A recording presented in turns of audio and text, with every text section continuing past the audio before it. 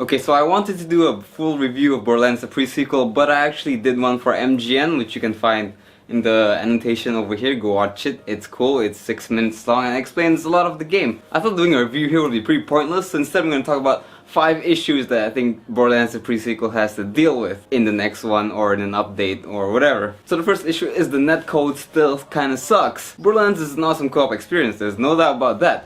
But the first game required GameSpy to play co-op with your friends, which is kind of annoying. They took out GameSpy in Borderlands 2, but the netcode was still kind of bad because you'd have like random disconnects, random not being able to connect, and overall there's still a lot of room for improvement in terms of the online connectivity. The pre-sequel probably has straight up copy and paste Borderlands 2 netcode, so I hope in the next Borderlands that they really improve the netcode to make it for a more smoother experience between, you know, if you're playing with a friend who's like in a different country than you won't have so much lag and you won't have disconnecting and stuff like that, because the co-op experience is really fun. Second thing is vehicle handling. I don't know what is up with the pre-sequel. I don't know if it's the low gravity, I don't know if it's just how a moon buggy should drive, but I've died more times driving into lava or missing jumps or just doing something like driving my car off a cliff or something stupid because the vehicle handling sucks ass. The buggy kind of have like a mind of its own. It'll randomly do like 90-degree turns for no reason when you're not trying to go 90 degrees, and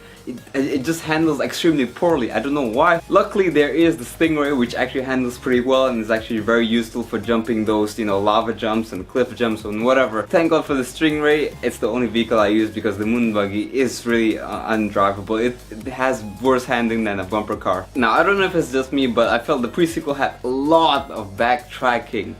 I hate backtracking. Okay, fair enough, Borderlands 2 and even the first Borderlands had some backtracking here and there, but the pre-sequel makes you run from one end of the map to another, and then to another, and finally back to where you started. And this happens not for just one quest, it happens multiple times, and it's annoying. It's unnecessary padding, and it adds nothing to the experience.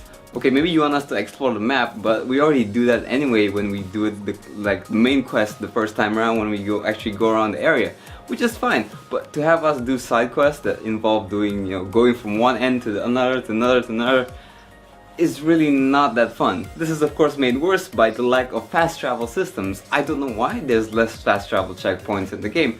There's a fast travel checkpoint that is like in the middle of nowhere, and then you have to run to, you know where Pickle is in the game? You kind of spawn in the middle of the map and then you have to run all the way to where the quest giver guy turn-in is.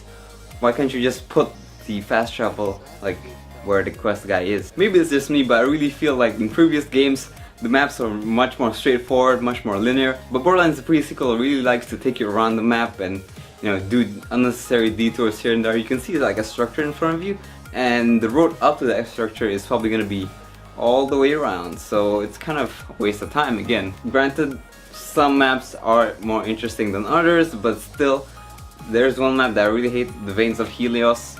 Absolutely terrible map with no fast travel systems and extremely confusing navigation.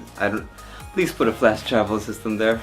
Next on my list is location diversity. Now, I know the majority of the game takes place on Elpis, the moon of Pandora, and the cover parts on Helios, which is the Hyperion satellite space station thing. Now, Borderlands 2 had a lot of location diversity. You had like deserts, you had like kind of like foresty, you got caves, you had the factories and stuff like that. So there was a lot of diversity, but in Borderlands the pre-sequel I didn't really feel that there was that much diversity. Now granted, this isn't a big issue because Elpis is really well done graphically, visually, it's well designed. Those are pretty much the biggest complaints. Minor complaints include the fact that in zero gravity your shit kind of flies all over the place, so you can have like a boss or a huge badass mob die and then his loot would like fly off the map somewhere and you wouldn't be able to get it.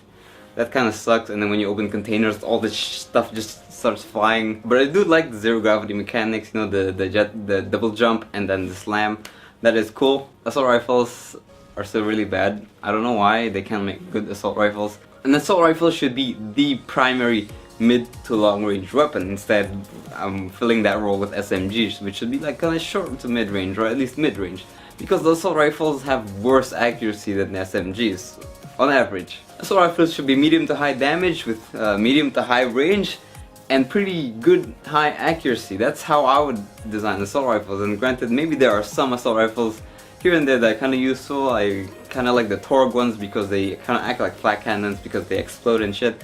But for the most part, if I see an assault rifle, 90% of the time I'm gonna trash it or sell it or whatever. So yeah guys, those are my main complaints about Borderlands the pre-sequel. It's still a good game, but I just wish they would address some of the issues that Borderlands 2 had. One other thing I just remembered was that story is still told through dialogue, and when you trigger certain events, or like when you walk somewhere or you activate something, sometimes the dialogue will cut to the next dialogue and you have no way of replaying what you just missed or cut into.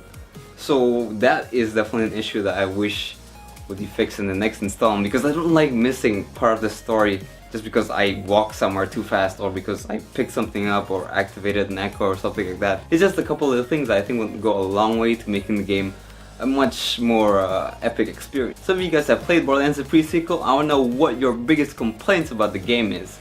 If you think it's kind of a rip-off, or if you think the story is not long enough. I actually think the story has a bit more content that I should have been covered given what we know in Borderlands 2. But maybe that's planned for DLC, I don't know. So whatever you think, let me know in the comments below. Be sure to hit the thumbs up, give me a like on this video, and I'll see you guys next time.